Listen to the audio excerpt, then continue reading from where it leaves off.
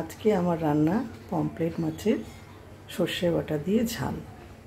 শুরু করি। কড়া গরম হয়ে গেছে, সর্ষের তেল দেবো।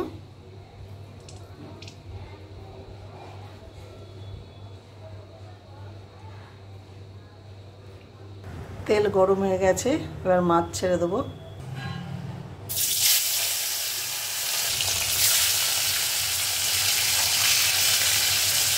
দুটো দুটো করে ভেজে নেব।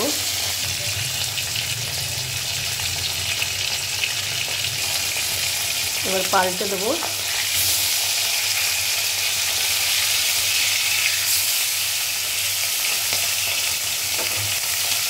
আমি মাছটা বেশি কড়া করে ভাজবো না। মাছটা আমার ভাজা হয়ে গেছে, এবার তুলে নেব।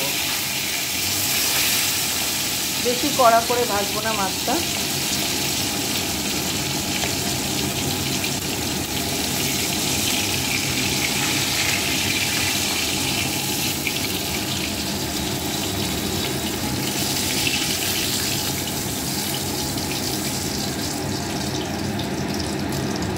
আবার দিয়ে দেবো।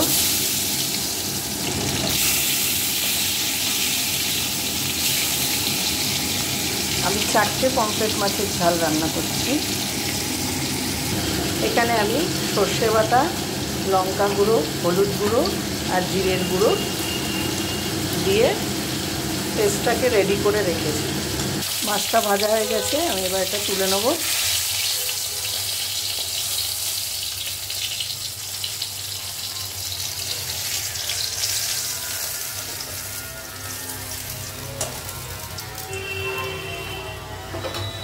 এই তেলের মধ্যে আর একটু আমি তেল দেব। একটু তেল ঝাল তো, তাই একটু তেলটা বেশি লাগছে। আর দেব।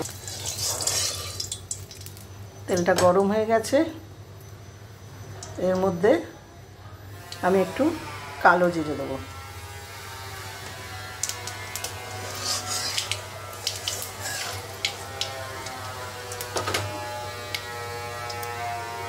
এবার আমি এই পেস্টটা দিয়ে দেবো, সর্ষে বাটা, লঙ্কা গুঁড়ো, হলুদ গুঁড়ো আর জিরের গুঁড়ো।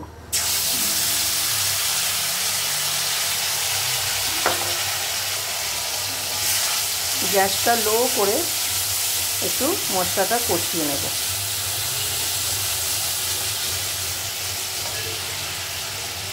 নুন দিয়ে দেবো।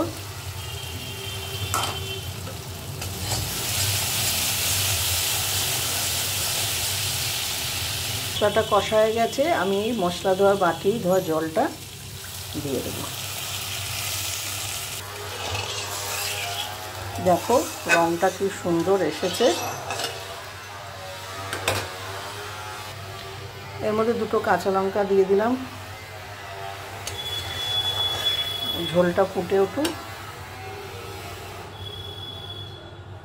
গ্যাসটা বাড়িয়ে দেবো। ঝোলটা ফুটে উঠেছে, এবার আমি মাছ দিয়ে দেবো।